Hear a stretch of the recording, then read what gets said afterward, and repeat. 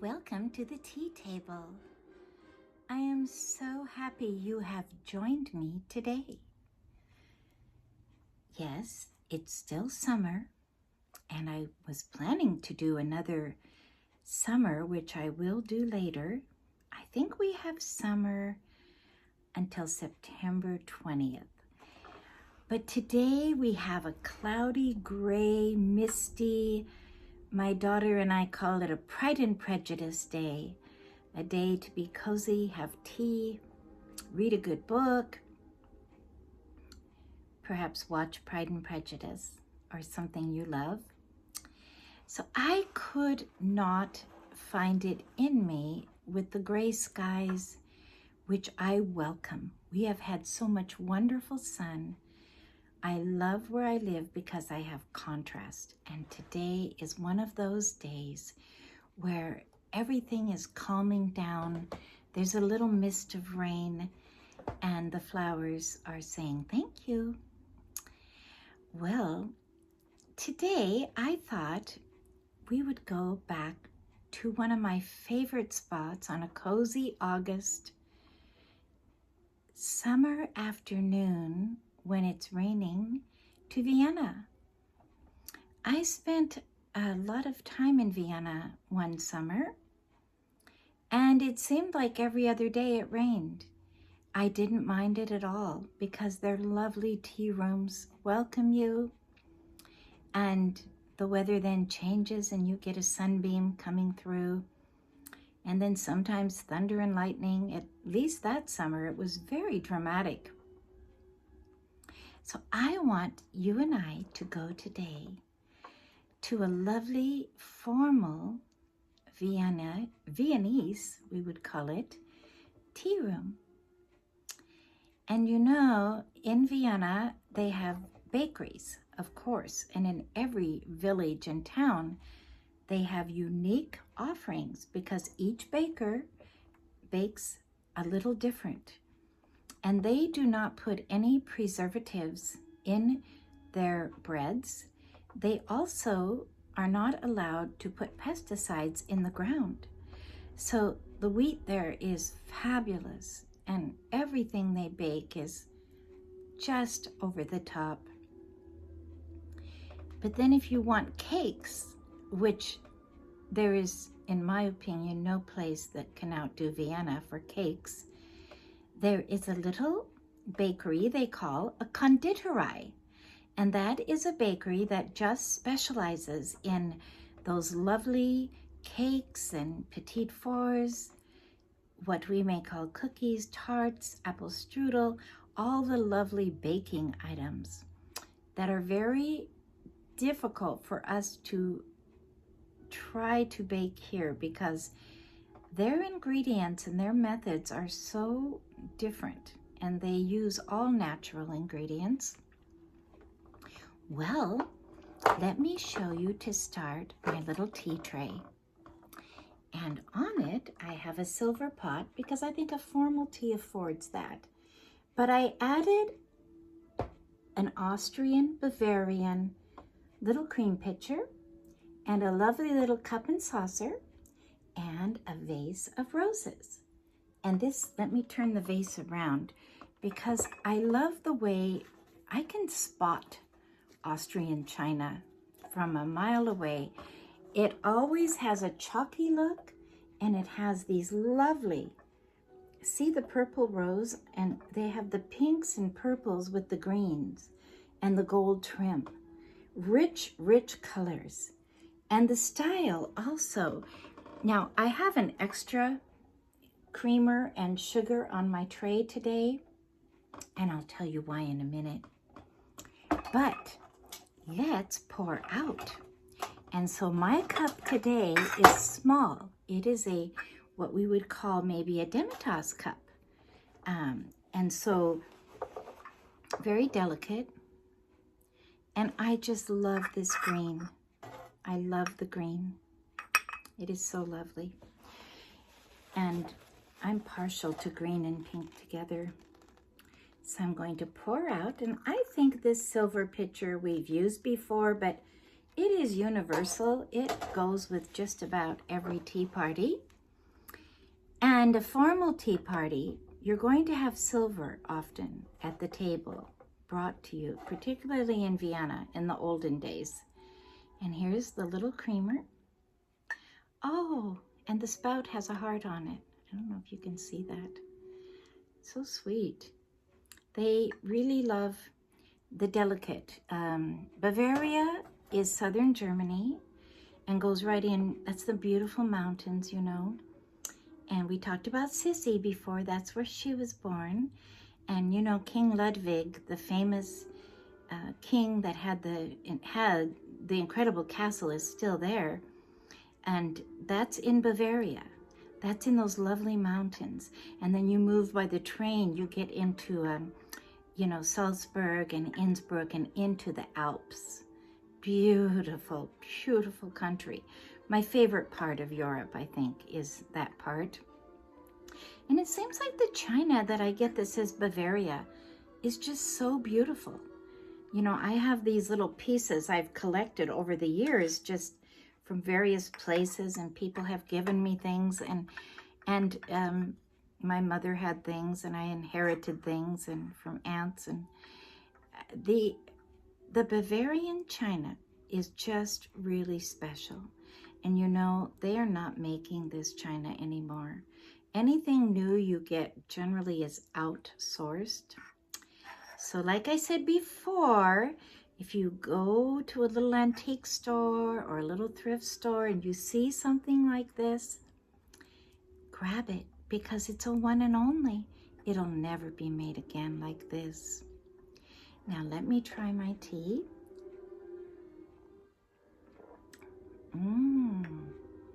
Oh, it's so nice today to have tea. And we are listening to Rachmaninoff's piano concertos. And I thought it's very fitting. Yes, Rachmaninoff was Russian, but he traveled and his music traveled all over the world. And I met a beautiful elderly man in Vienna when I was there last time.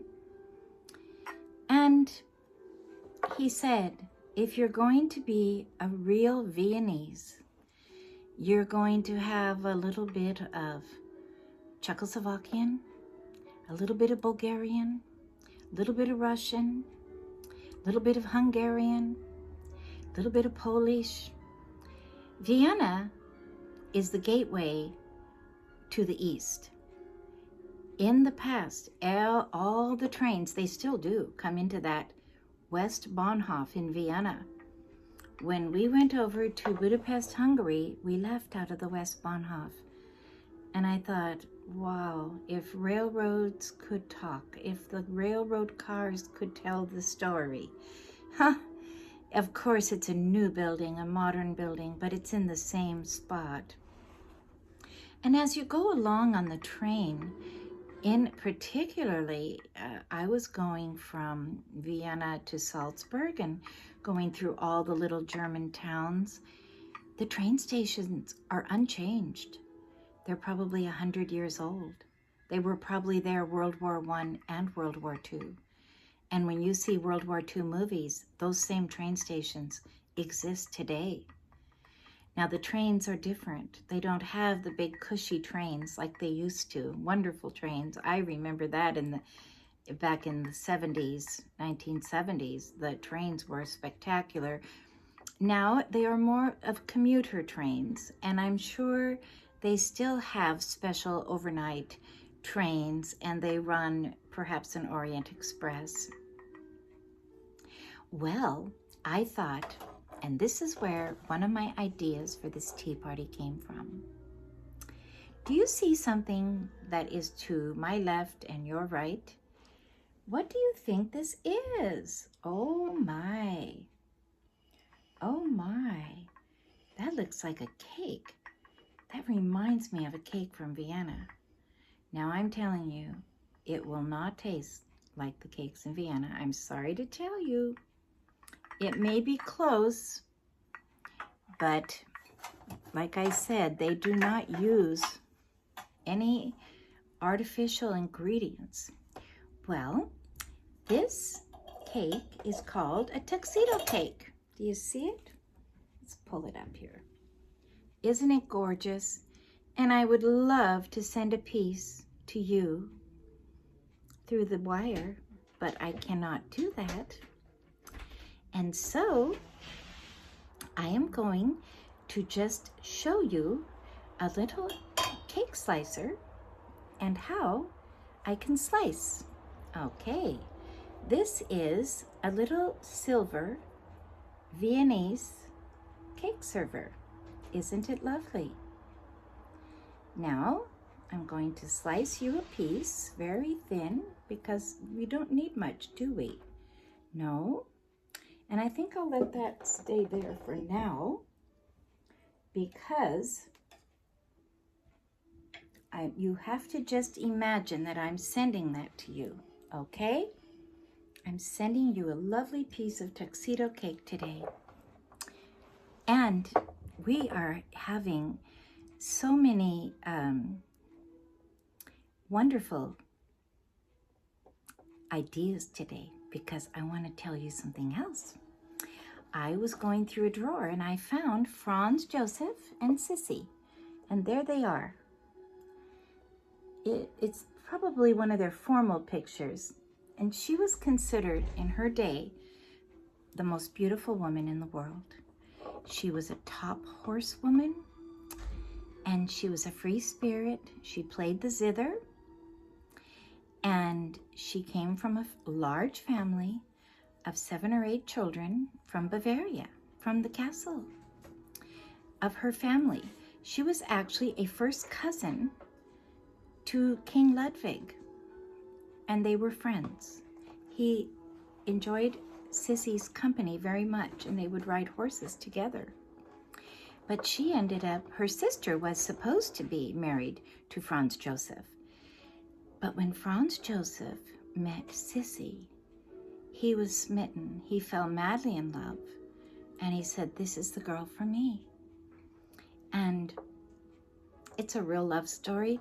You can see it. The German TV did in the 1950s a beautiful rendition called Sissy, the Last Austrian Princess. Because what happened to Sissy, you know, she died sadly in 1898, and then Franz Josef never remarried, and then World War I came, and then Austria was dissolved as a country after World War I. It's so sad because they had had this Habsburg kingdom for hundreds and hundreds of years, and really they got pulled into that war by Germany. Franz Josef did not want to go to war, and I got to visit their war memorial in Salzburg. If you go to the castle that sits on the hill above Salzburg, there is the war memorial.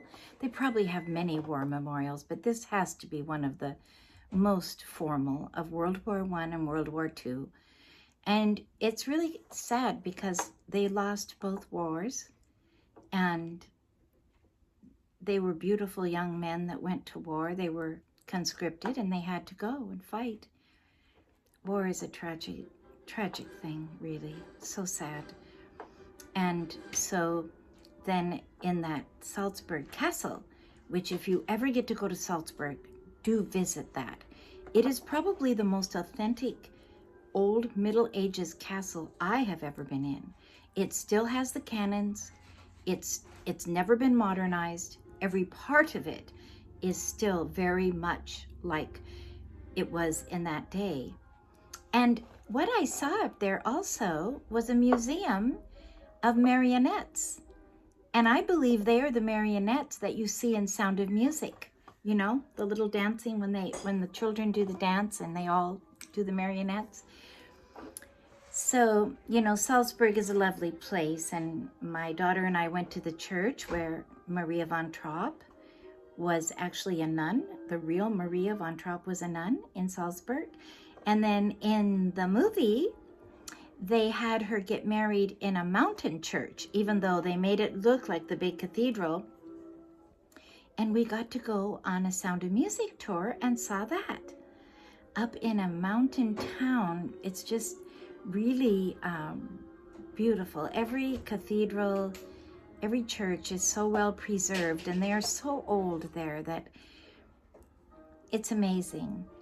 And you know, everyone seems to have a little cake every afternoon, but I know the secret. The people there are all very thin and in shape. It's because they walk. You can't drive into Vienna. You have to take public transportation, or you can get a cab. It's very expensive. So most people are on public transportation. It's very organized, and their main streets are just walking streets. And so they get a lot of exercise. And it's all set up with little outdoor cafes. I know how the outdoor cafes were invented. It's because they don't have a lot of room.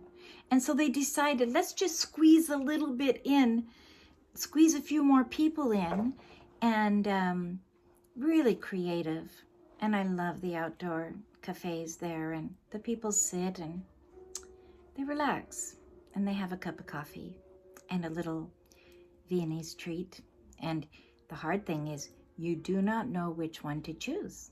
There are so many, and you only want one, so it's a big decision, and you have to try it and hope it's good. I never had anything bad in Vienna. It was all fabulous.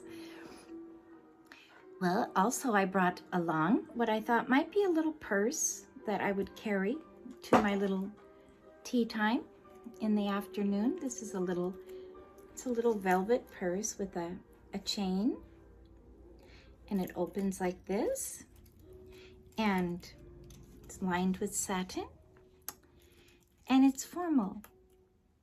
You know, you could go casual or formal, but there are people that really still dress up, and they go very formal.